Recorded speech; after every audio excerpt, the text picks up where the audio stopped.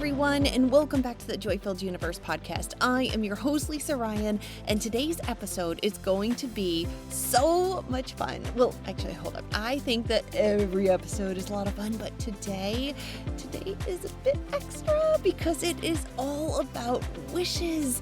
Wishes, no matter how old or young you are, wishes coming true, because a dream is a wish your heart makes. Okay.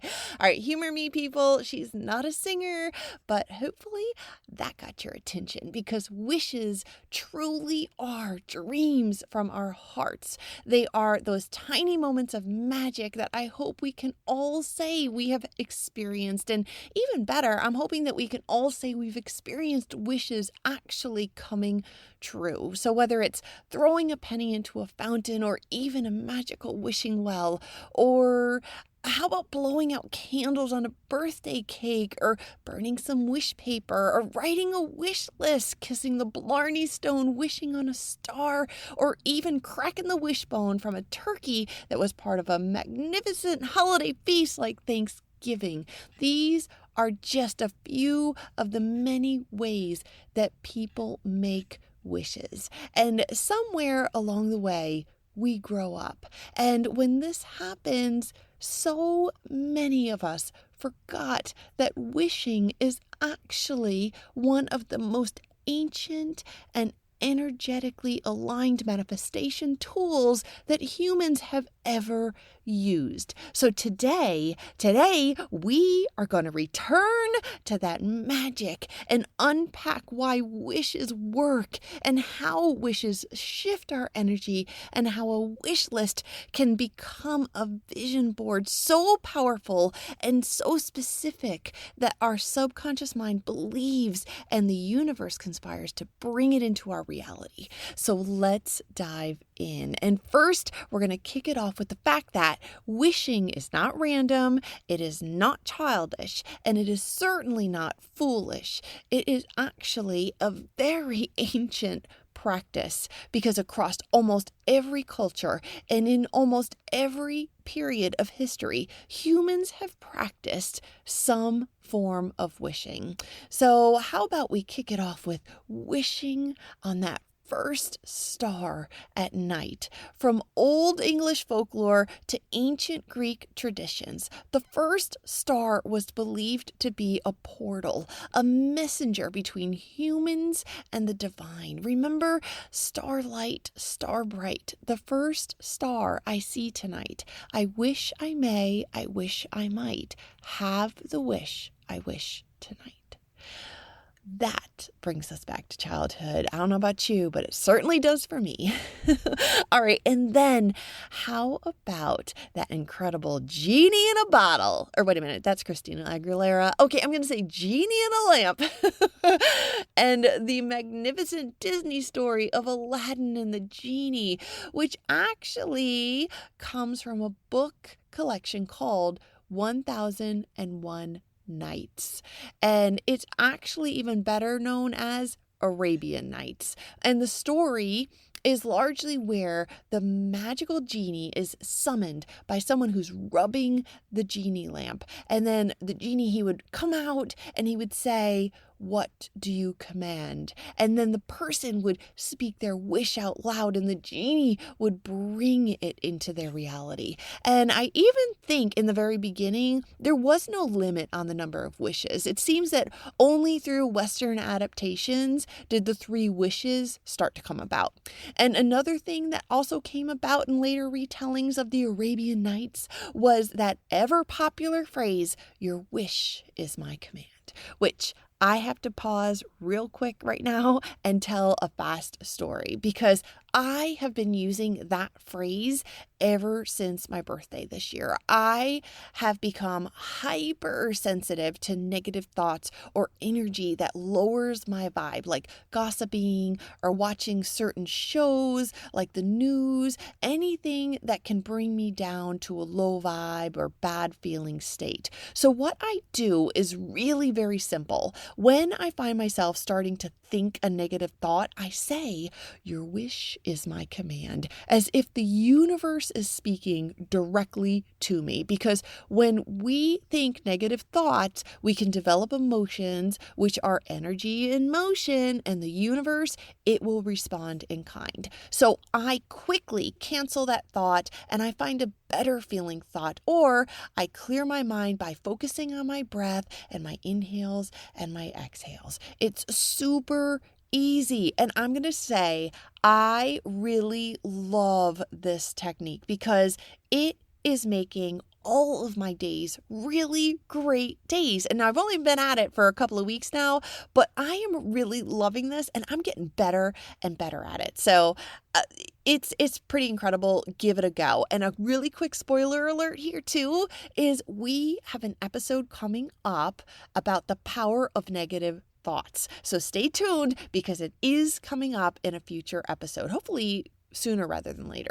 Okay, so another form of wishing. How about those incredible wishing wells and fountains? Did you know that ancient Europeans believed water spirits lived in wells and fountains? And when tossing in a coin, not only is the person providing an offering, but they are also providing a signal toward their desire, or better said, their wish. And then there's birthday candles. I love this one. This tradition began in ancient Greece, where people baked round moon-shaped cakes in honor of Artemis, the goddess of the moon. And they placed candles on the cake because the candles made the cake glow like the moon. And then once they blew it out, the rising smoke was believed to carry prayers, or in the context of today's pod, wishes to the gods. So think about that the next time you're blowing out candles on a cake. Yes. Do you hear me, Artemis? How about a wish come true? I'm going to totally use that next time I have a birthday next year, but I'm going to use it for my dad too, because guess what? Today is his birthday, so he gets a moon cake with lots of candles on top. All right. And then lastly, I'm moving on to burning wish paper. So this too is an ancient tradition, which the oldest known form of burning written intentions dates all the way back to 206 BC or BCE. And it was then that people would write out their messages to their ancestors or their petitions, or in today's pod, we're calling them wishes or desires, and they would be captured on paper. And it was believed that the smoke carried the messages into the spirit world. And I actually have wish paper and I love it. It is so much fun because it looks like tissue paper, and you write down your intention with a pencil, you roll it up, and you place it on this little platform. And then you light a match and you touch it to the top of the paper, and then it burns down. And at the last second, it launches up into the sky and then it dissolves. It is awesome. However, please be extra responsible and read the directions first. And I'll put a link in the pod description just in case you're interested, and use it at your own risk. There is fire involved, by the way, so just be careful.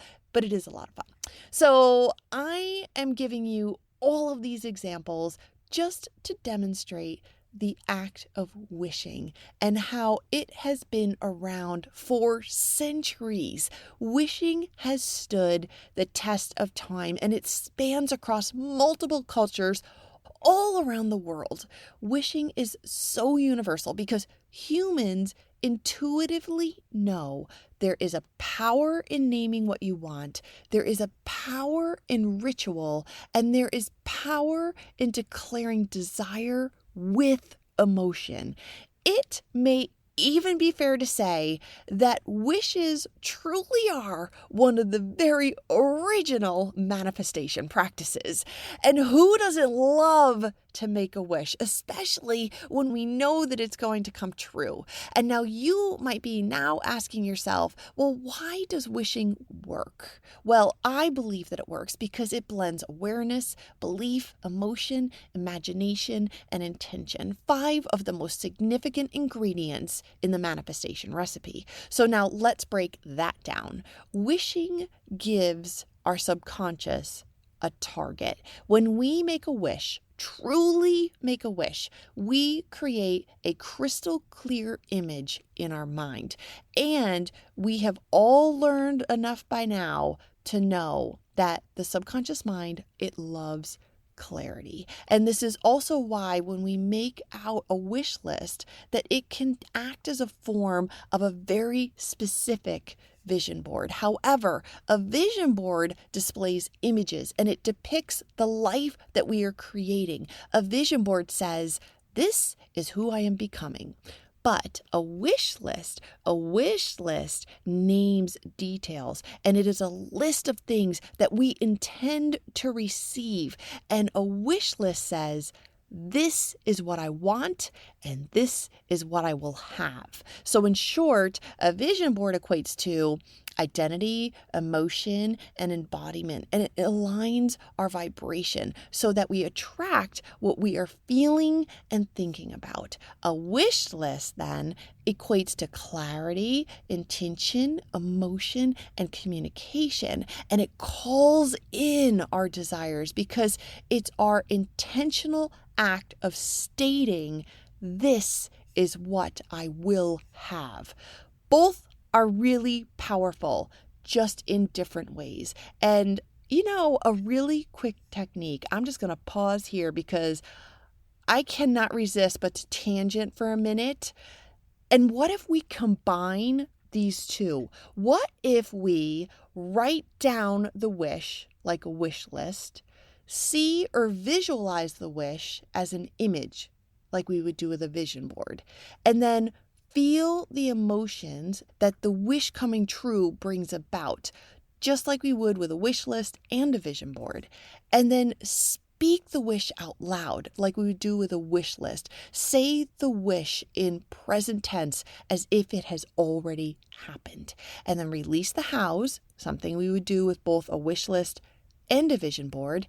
Take inspired action, like we do on a vision board, and then sprinkle in some gratitude throughout all of these steps.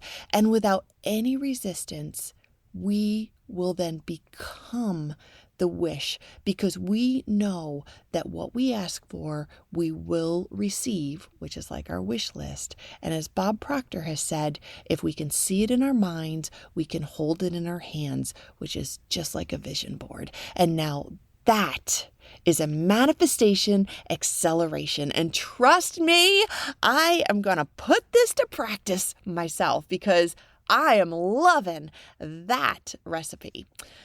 Okay, so we were breaking down wishes. We are talking about how they first give our subconscious a target. Okay, got it. And then second, we just touched on this in our little pop-up technique, but wishes also activate our emotions. Every wish we make has emotion behind it. It's backed with hope, desire, excitement, faith, anticipation, clarity, imagination, and childlike wonder. All of these emotional feelings send out high frequency vibrations that communicate to the universe that this wish really matters to me. And when we sustain ourselves at this level of emotion, this energetic frequency moves out and it begins to draw like energy back to us. It's the law of attraction and the law of vibration that are very busy at work and all conspiring in our favor, mind you. Okay, and now some people may say that wishing kind of keeps our desires, air quotes, out there, and also in the air quotes coming to us phase of manifesting. But I personally beg to differ because I believe that when we make a wish, we are actually feeling the desire now, imagining the outcome now, and believing it could happen now. That is present moment manifestation. The wish doesn't say, maybe someday. The wish says, this is possible, this is allowed, this is welcomed, and this is your reality. So wishes certainly don't keep our desires away from us. In fact, they are the fast track manifestation that comes to us. And I think we all love fast track manifestations. So I'm going to stay in that mindset when it comes to wishes for sure. All right. So another thing that wishing does is it creates focus. Remember, where the attention goes, the energy flows. When we wish for something intentionally and repeatedly, as we have discussed, our brain starts filtering opportunities, ideas, resources, and inspiration that all match our desire. Our wish becomes like our North Star, and all energy that supports that manifestation of this wish works collectively in the direction of our desire. And that is certainly a vibe with a pun, 100% intended there. And then lastly, a wish is a conversation. It's a moment of communication between ourselves and the universe, the divine God, team of light, or whatever term you choose to insert here. This is why we often make our wishes in silence. It's our own personal conversation, and we are largely affirming, here's what I desire. Here is what I am ready for, and I am open to receiving now. And from there, we become available, we become receptive, and we become aligned. Wishing is not passive in any way. Wishing is a full-on declaration of what we desire. Alrighty, so that's the breakdown of how I believe wishes work. And at the beginning of the pod, I mentioned that we all largely know what wishes are, but at some point we grow up and our level of wishing becomes less. So do you know who the professional wishers are in this world?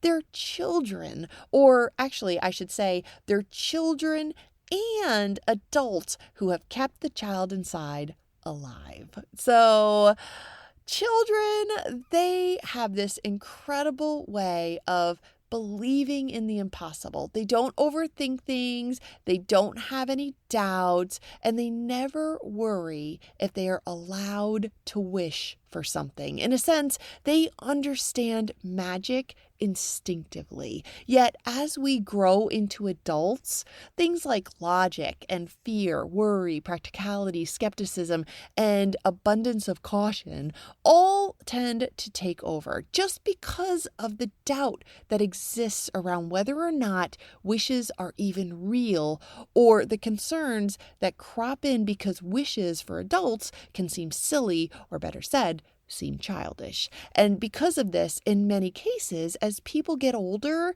they stop wishing, or they save it for special occasions like birthdays, or when they see like a pretty fountain, or when it's a tourist attraction like kissing the Blarney Stone.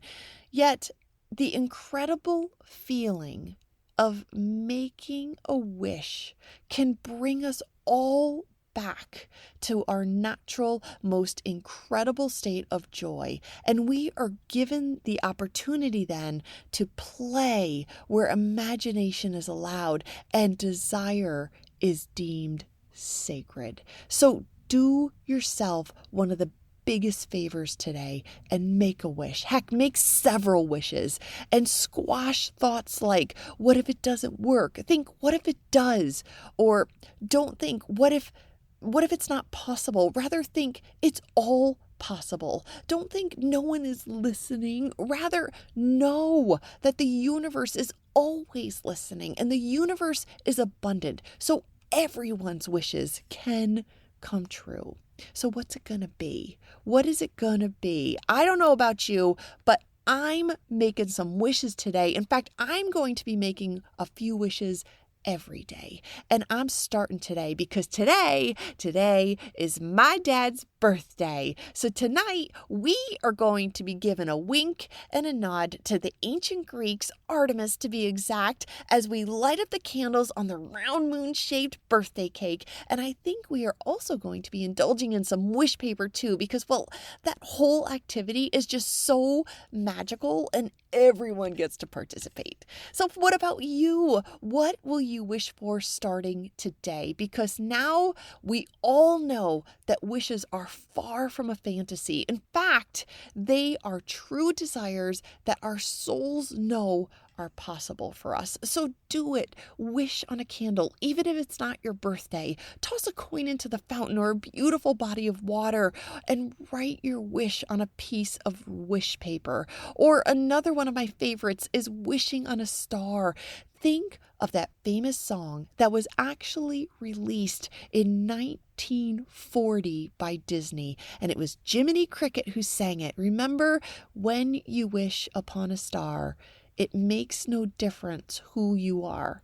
Anything your heart desires will come to you. So keep the child inside, you guys, and believe in wishes come true. And don't just wish. Wish big, really big, because the universe has been granting wishes for thousands of years, and we are no exception to this rule. And that is a wrap for this week. So whether you are celebrating a birthday or wishing on a star, don't deprive yourself of this incredible and super fun, high energy tool that manifests our desires. Write your wish list. Bring back the magic you knew as a child and watch how the universe responds when you dare to declare your desires with this intuitive and very ancient and powerful tool. And before I close out for this week, one more quick message, and it's this. Happy birthday, Dad. I hope that this is your best year ever, and may all of your birthday wishes come true, and I hope that you make them every single day, because that is our God-given right. So do it and wish big, Dad. I love you. And I hope that all of you enjoyed this super fun episode today. I really love making wishes, and I hope that you do too. I also hope that you can do me a solid and rate, follow, and share this episode with a friend. All of this always helps me out, and I'm super grateful when I see lots of downloads. So thank you so much for listening, because we truly are stars in this joy-filled universe, and I am grateful for every one of you. And on that note, I am your host, Lisa Ryan. This is the Joy-Filled Universe podcast, where we come together every week to explore all the tools and tricks that are going to make your universe even more joyful than it already is. And I will see you next week. Bye.